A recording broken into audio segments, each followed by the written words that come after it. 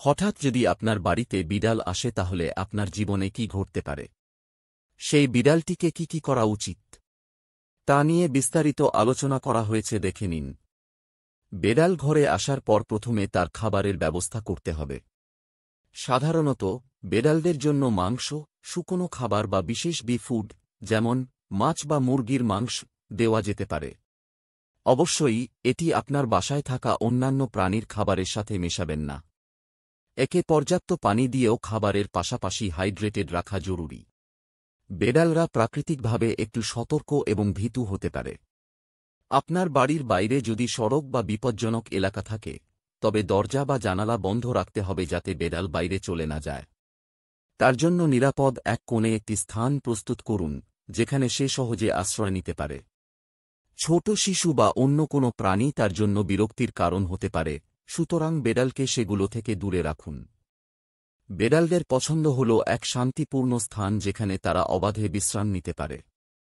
একটি নরম বিছানা, কম্বল অথবা পোশাকের টুকরা সে জায়গাতে রাখতে পারেন যাতে বেড়ালটি নিজেকে আরামদায়ক মনে করে। বেড়ালরা সাধারণত এমন জায়গাগুলোর মধ্যে থাকতে পছন্দ করে যা তাদের নিজস্ব মনে হয়, তাই এক কোণে একটি প্রশস্ত জায়গা রাখতে পারেন। যদি বেড়ালটি আহত বা দুর্বল হয়ে থাকে, তবে তার শারীরিক অবস্থা পর্যবেক্ষণ করা খুবই জরুরি। যদি শরীরে কোনো ক্ষত, ঘা বা রক্তপাত থাকে, অথবা সে যদি বেশি দুর্বল থাকে, তবে দ্রুত পশু চিকিৎসকের কাছে নিয়ে যাওয়া উচিত। একইভাবে যদি সে হঠাৎ খুব বেশি পিঁপড়ে বা গাগা অবস্থা ফেলে, সেটি কোনো রোগের লক্ষণ হতে পারে যার জন্য তৎক্ষণাৎ চিকিৎসা প্রয়োজন। বেড়ালদের জন্য পরিষ্কার থাকা খুবই গুরুত্বপূর্ণ। যদি বেড়ালটি ময়লা হয়ে থাকে, তবে সেটি ধুয়ে পরিষ্কার করা ভালো।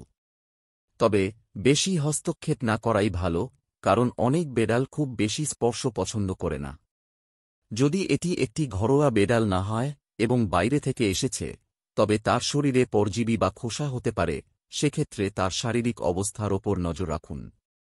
বেড়ালরা সাধারণত স্নেহময় প্রাণী, তবে তাদের নিজস্ব সময় এবং স্থান প্রয়োজন। আপনি প্রথমে তাকে খোলামেলাভাবে যত্ন দেওয়া শুরু করুন, তবে তাকে সময় দিন। একে একে হাতের কাছে নিয়ে আসতে থাকুন, কিন্তু তাকে ঠেলে বা জোর করে কাছে না টানুন। কিছু বেড়াল ভালোবাসার জন্য অপেক্ষা করতে পারে, তবে কিছু বেড়াল সহজে ঘনিষ্ঠ হতে চায় না। এই জন্য ধৈর্য ধারণ করা গুরুত্বপূর্ণ। আপনার বাড়ির নতুন বেড়ালের জন্য প্রথমেই তার টিকা দেওয়ার বিষয়টি নিশ্চিত করুন। বেড়ালরা সাধারণত বিভিন্ন রোগের বাহক হতে পারে, যেমন কৃমি, ফ্লু এবং অন্যান্য সংক্রামক রোগ। সুতরাং এটি অবশ্যই নিশ্চিত করতে হবে যে সে কোনো স্বাস্থ্য ঝুঁকির কারণ নয়। পশু চিকিৎসকের পরামর্শ নেওয়া উত্তম এবং নিয়মিত স্বাস্থ্য পরীক্ষা করানো অত্যন্ত গুরুত্বপূর্ণ।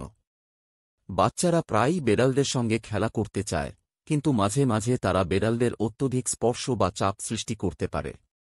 এটি বেড়ালকে আঘাত করতে পারে এবং বেড়ালও ক্ষিপ্ত হতে পারে। বাচ্চাদের বোঝান যে তারা যেন বেড়ালের সাথে সতর্কভাবে আচরণ করে। বেড়ালের মেজাজের ওপর ভিত্তি করে কখনো কখনো বেড়ালরা বাচ্চাদের কাছে চলে আসতে চায় না, সুতরাং বাচ্চাদের ধৈর্য এবং শ্রদ্ধার সাথে বেড়ালের প্রতি মনোযোগ দিন। যদি বেড়ালটি নতুন হয়, তাহলে তাকে নতুন পরিবেশে অভ্যস্ত হতে কিছু সময় দিন। মাঝে মাঝে বেড়ালরা ভয় পায় এবং এক কোণে লুকিয়ে থাকতে পারে। এই সময়ে তার স্বাভাবিক আচরণ পর্যবেক্ষণ করুন এবং তাকে শান্ত রাখুন।